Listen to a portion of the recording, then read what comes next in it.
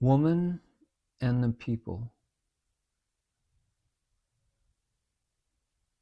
The temple of Dakshineswar was built by the wealthy Rani Rasmani, a woman of the Kuburto caste, and in the year 1853, Sri Ramakrishna took up his residence there as one of the Brahmins attached to its service. These were facts which had impressed the mind of Vivekananda even more deeply, perhaps, than he himself ever knew. A woman of the people had been, in a sense, the mother of that whole movement of which all the disciples of his master formed parts. Humanly speaking, without the temple of Dakshineswar, there had been no Ramakrishna. Without no Ramakrishna, there was no Vivekananda. And without Vivekananda, there was no Western mission. The whole story rested on the building, erected on the Ganges side, a few miles above Calcutta, just before the middle of the 19th century. And that was the outcome of the devotion of a rich woman of the lower castes, a thing that, under a purely Hindu government, bound to the maintenance of Brahmin supremacy, would never have been possible, as the Swami himself was not slow to point out. From this he inferred the importance of the non-cognizance of caste by centralized governments in India. Rani Rasmani in her time was a woman of heroic mold. The story is still told of how she defended the fisherfolk of Calcutta against wrongful taxation by inducing her husband to pay the enormous sum demanded, and then insist on closing the river against the heavy traffic of the foreigners. She fought a like good fight over the right of her household to carry the images of the gods along the roads she owned on the lordly Maidan or park. If the English objected to the religion of the Indian people, she said in effect, it was a small matter to build walls at the disputed points, to right and left of the procession path, and this was done, with the result of breaking the continuity of the grand pleasure drive, the Rotten Row of Calcutta. Early in her widowhood, she had to bring all her wits to bear on her bankers in order to get into her own hands the heavy balance which she required for working capital. This she accomplished, however, with the greatest tact and adroitness, and was mistress of her own affairs thenceforth. Later, a great lawsuit, in which the ready wit of her replies through counsel carried all before her, became a household word in Hindu Calcutta. The husband of Rani Rasmani's daughter, Mathur Babu, as he was called, bears a name that figures largely in the early history of Sri Ramakrishna. It was he who protected the great devotee when all around him thought he be mad in religion. It was he who continued him in the enjoyment of residence and allowances without permitting duties to be demanded of him. In these things, Mathur Babu acted as the representative of his wife's mother. Rani Rasmani had recognized the religious genius of Sri Ramakrishna from the very beginning, and proved unfaltering in her adhesion to that first insight. And yet, when Ramakrishna, as the young Brahmin of Kamarkapur, had first come to Dakshineswar, so orthodox had he been that he could not tolerate the idea of a temple built and endowed by a low-caste woman. As the younger brother of the priest in charge, he had to assist hour after hour in the religious ceremonies of the opening day, but he would eat none of the prasadam. And late at night, it is said, when all was over and the guests had dispersed, he broke his fast for the first time with a handful of fried lentils bought from the bazaar. Surely this fact deepens the significance of the position which he subsequently occupied in the temple garden. It was by no oversight that he became the honored guest and dependent of Korburto Rani. We are justified in believing that when at last he found his mission, he recognized it as subversive rather than corroborative of the rigid conservatism to which his childhood in the villages had accustomed him. and we may hold that his whole life declares the conviction of the equal religious importance of all men, whatever their individual rank in the social army. Our master Vivekananda, at any rate, regarded the order to which he belonged as one whose lot was cast for all time with the cause of women and the people. This was the cry that rose to his lips instinctively when he dictated to the phonograph in America the message that he would send to the Raja of Khetri. It was the one thought also with which he would turn to the disciple at his side whenever he felt himself nearer than usual to death in a foreign country alone, and say, "Never forget, the word is woman and the people." It is, of course, in moments of the formation of groups that the intensity of social power is at its greatest, and the Swami brooded much over the fact that the formed could no longer give life or inspiration. Formed and dead with him were synonyms. A social formation that had become fixed was like a tree that had ceased to grow. Only a false sentimentality, and sentimentality was in his eyes selfishness, the overflow of the senses, as he used to say, and it could cause us to return upon it with expectation. Caste was an institution that he was always studying. He rarely criticized, he constantly investigated. As an inevitable phenomenon of all human life, he could not look upon it as if it had been peculiar to Hinduism. It was on seeing an Englishman hesitant to admit, amongst gentlemen, that he had once killed cattle in Mysore that the Swami exclaimed, "The opinion of his caste is the last and finest restraint that holds a man." And with a few quick strokes he created the picture of the difference between those standards which differentiate the law-abiding from the criminal, or the pious from the unbelieving, on the one hand, and on the other, those finer, more constructive moral ideals that inspire us to strive for the respect of the smaller number of human beings whom we regard as our peers. But remarks like this were no indication of partisanship. It was for the monk to witness life, not to take sides in it. He ignored all the proposals that reached him, which would have pledged him to one party or another as its leader. Only let women and the people achieve education, and further questions of their fate they would themselves be competent to settle. This was his view of freedom, and for this he lived. As to what form that education should take, he knew enough to understand that but little was as yet determined. With all his reverence for individuality, he had a horror of what he called the crime of the unfaithful widow. As he said and felt, "Better anything than that." The white unbordered sari of the lonely wife was to him the symbol of all that was sacred and true.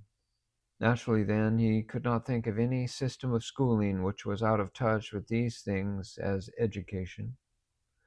The frivolous, the luxurious, and the denationalized, however splendid in appearance, was to his thinking not educated, but rather degraded.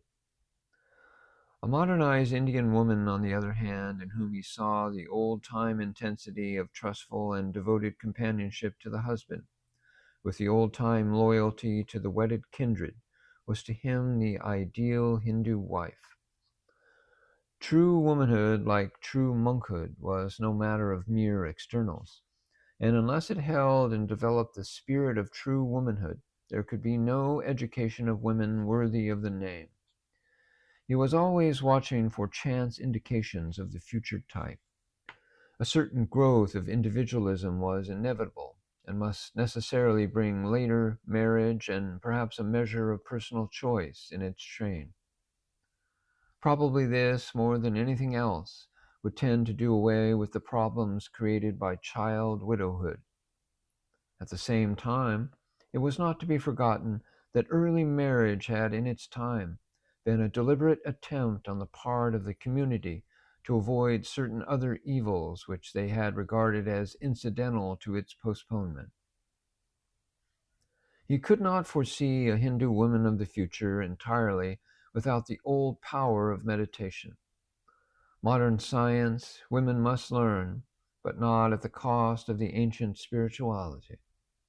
He saw clearly enough that the ideal education would be one that should exercise the smallest possible influence for direct change on the social body as a whole. It would be that which should best enable every woman in time to come to resume into herself the greatness of all the women of the Indian past. Each separate inspiration of days gone by had done its work. The Rajput story teemed with the strength and courage of the national womanhood. But the glowing metal must flow into new molds. Ahalya Bai Rani had been perhaps the greatest woman who ever lived. An Indian sadhu who had come across her public works in all parts of the country would naturally think so. Yet the greatness of the future, while including hers, would be no exact repetition of it. The mother's heart in the women of the dawning age must be conjoined with the hero's will. The fire on the Vedic altar out of which arose Savitri with her sacred calm and freedom was ever the ideal background. But with this woman must unite a softness and sweetness as of the south winds themselves. Women must rise in capacity, not fall. In all his plans for a widow's home or a girls' school and college, there were great green spaces. Physical exercise and gardening and the care of animals must form part of the life lived there. Religion and an intensity of aspiration more frequent in the cloister than outside it were to be heart and background of this new departure. And such schools, when the winter was over, must transform themselves into pilgrimages and study half the year in the Himalayas. Thus, a race of women would be created who should be nothing less than Bashi Bazuks of religion, as he would say. These were the bodyguards of the Caliph. For many centuries, they were the members of the Turkish Guard, consisted of soldiers who had been kidnapped in early childhood from all races and countries and brought up in Islam. Their religion was thus their passion, and the service of this land and sovereign their only bond of union. They were renowned throughout Europe for their fierceness and courage. Their power was broken in Egypt by Napoleon. No home save in their work, no tie save of religion, no love but that for Guru and the people and motherland. Something after this sort was his dream. He saw plainly enough that what was wanted was a race of women educators, and this was how he contemplated making them. Strength, strength, strength was the one quality he called for, in women as in man. But how stern was his discrimination of what constituted strength. Neither self-advertisement nor over-emotion roused his admiration. His mind was too full of the grand old types of silence and sweetness and steadiness to be attracted by any form of mere display. At the same time, women had a large inheritance as man, he felt, and knowledge that formed the peculiar gift of the age of India. There could be no sex in truth. He would never tolerate any scheme of life and policy that tended to bind tighter on mind and soul the fetters of the body. The greater the individual, the more would she transcend limitations of the feminine in mind and character, and the more was such transcendence to be expected and admired. He looked naturally enough to widows as a class to provide the first generation of abbess-like educators. But in this respect, as in others, he made no definite plans. In his own words, he only said, "Awake, awake, plans grow and work themselves." Yet he would have welcomed material, wherever it might have come from. He knew of no reason why it should be impossible to any woman, by strong and simple character and intellect, and uprightness of living, to make herself a vehicle of the highest ideals. Even burdens of the conscience must be held redeemable by sincerity. And as a recent writer on feminist movements, the Swami had no fear of freedom, of which he dreamt, would be no fruit of agitation, clamorous and iconoclastic. It would be indirect, silent, and organic. Beginning with a loyal acceptance of the standards of society, women would more and more, as they advanced in achievement, learn to understand both the commands and the opportunities which characterize the national life. By fulfilling those demands and availing themselves to the full of their opportunities, it would grow more Indian than ever before, even while they entered on a grandeur of development of which the past had never dreamt. In nothing, perhaps, did the personal freedom of Vivekananda show itself more plainly than in his grasp of the continuity of the national life. The new form was always to him sanctified by the old consecration. To draw pictures of the goddess Saraswati was, according to him, to worship her. To study the science of medicine was to be down on one's knees, praying against the demons of disease and filth. The old bhakti of the cow showed how receptive was the spirit of Hindu society of new and scientific methods of dairy farming and the pasturing and care of animals. The training of the intellect to its highest perfection he believed essential to the power of religious concentration. Study was tapas, or austerity, and Hindu meditativeness an aid to scientific insight. All work was a form of renunciation. Love, even of home and family, was always capable of being wrought into a grander and more universal passion. The Swami Vivekananda delighted to point out that to the Hindu all written words were sacred, English and Persian to the full as much as Sanskrit, but he hated the tinkling sound of foreign manners and foreign accomplishments. He could not bear to listen to the criticism that concerned itself merely with the readjustment of externals. When comparisons had to be made, he dealt always with the ideal as differently expressed by different societies, and measured either failure or achievement, whether in modern or medieval, by this central aim. Above all, his conception of love was one that admitted of no differentiation between the speaker and him of whom he spoke. To refer to others as they was already to his ears almost hatred. He always united himself with the criticized or the condemned. Those about him realized that if the universe had indeed been resolvable into an ultimate formula of dualism, his own part would have been chosen, not with Michael the archangel, but with him, eternally defeated, over whom he triumphed.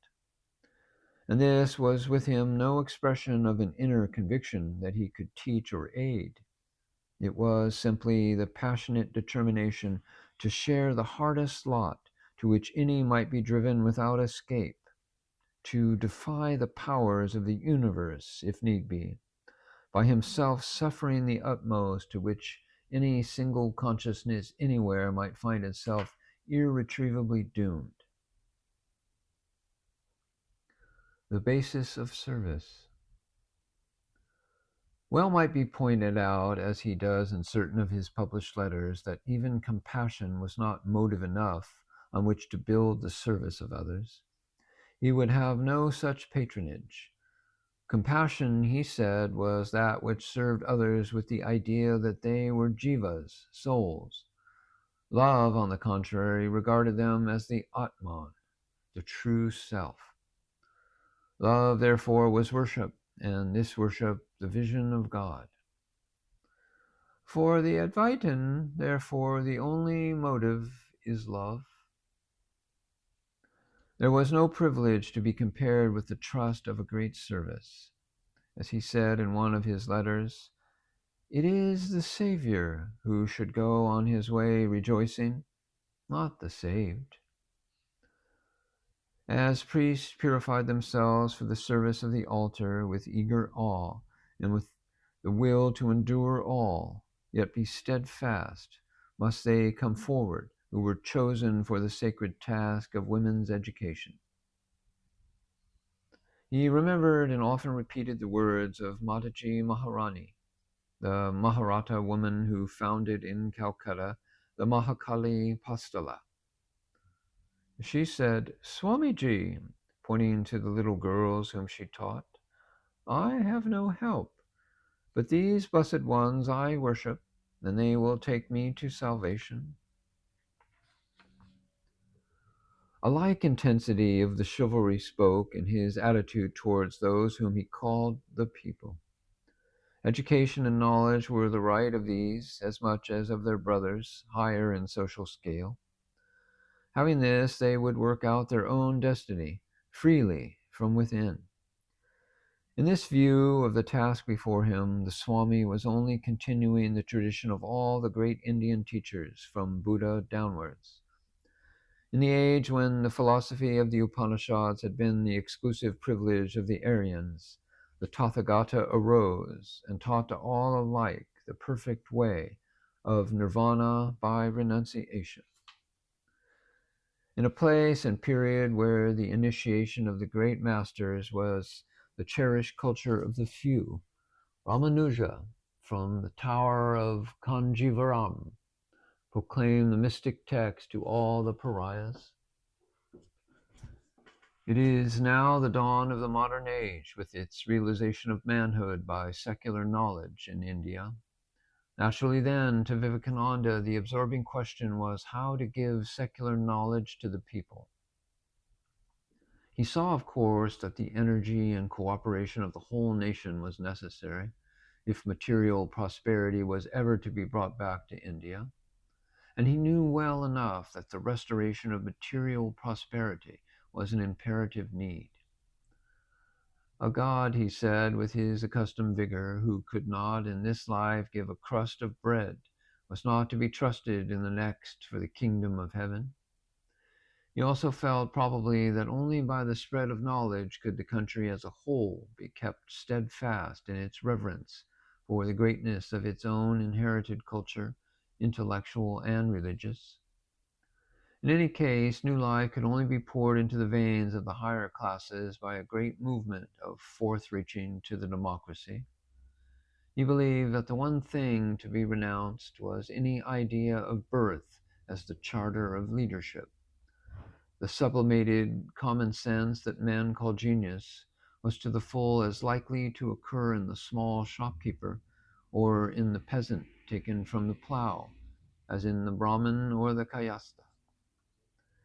If the Kshatriya had any monopoly of courage, there would Tatiya Bil have been.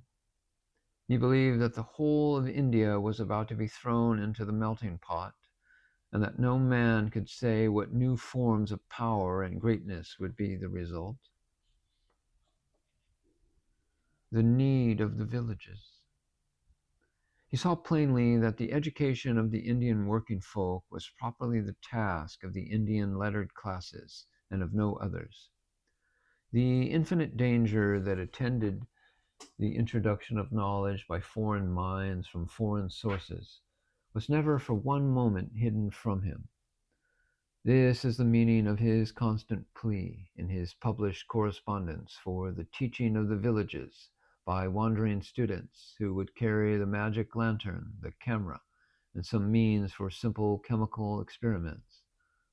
Again, he begs for the inclusion of some secular instruction in the intercourse of the begging friars with the humbler classes.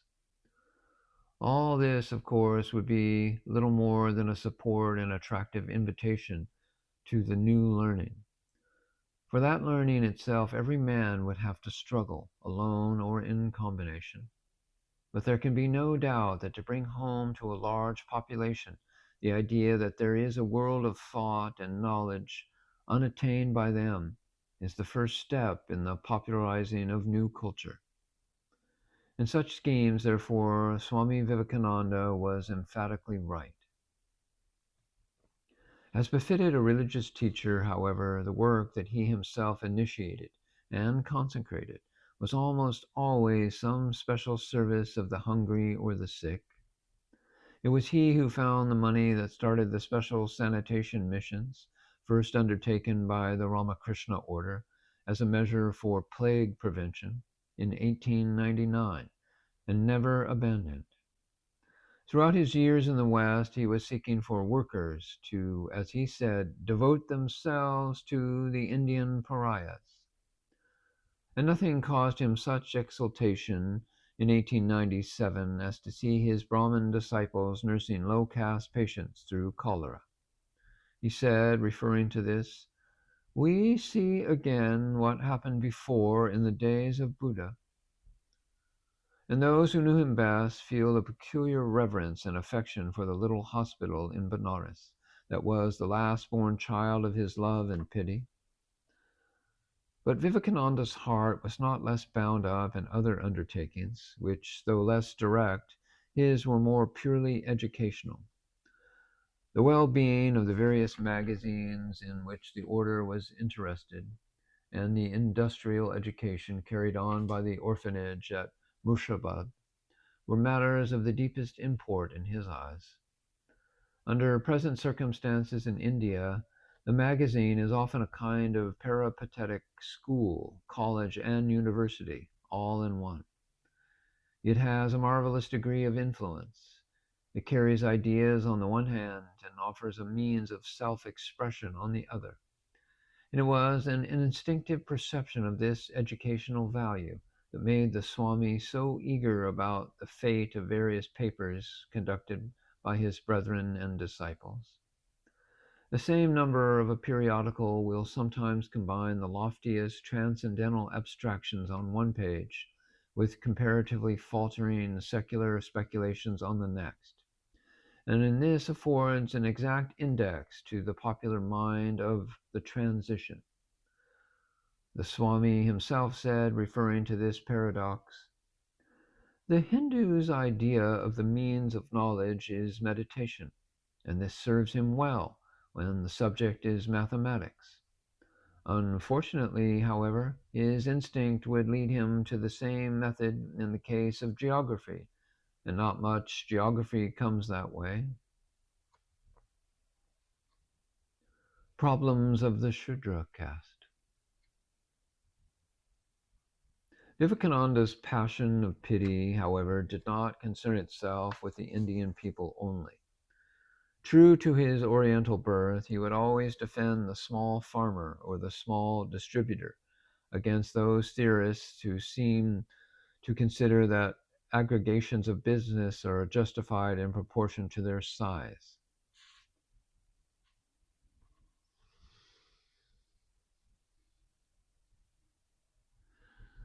When he first landed in the West, he was greatly attracted, as his letters show, by the apparent democracy of conditions there.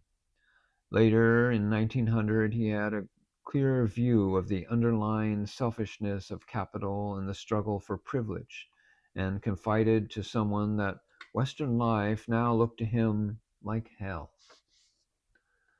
At this riper stage of experience, he was inclined to believe that China had gone nearer to the ideal conception of human ethics than newer countries had ever done or could do. Yet he never doubted that for man, the world over, the coming age would be for the people. As he said one day, "We are to solve the problems of the Shudra. But oh, through what tumults, through what tumults." He spoke like one gazing direct into the future, and his voice had the ring of prophecy. But though the listener waited, hoping eagerly for more, he only became silent, lapsing into deep meditation. The salutation to the mother. I have always believed that it was for the guiding and steadying of men through some such age of confusion and terror that in our Master's life and that of Ramakrishna Paramahansa, the worship of the Mother has sounded like a mighty ubadon. She it is who unites in herself the extremes of experience. She shines through evil as through good. She alone is the goal, whatever be the road. Whenever the Swami would chant her salutation, one would hear like the subdued music of some orchestra behind a single melody, this great chorus of the historic drama. He would recite, "Thou art the welfare and happiness in the homes of the virtuous, and thou art the misery and wretchedness in those of the quarrelsome and wicked."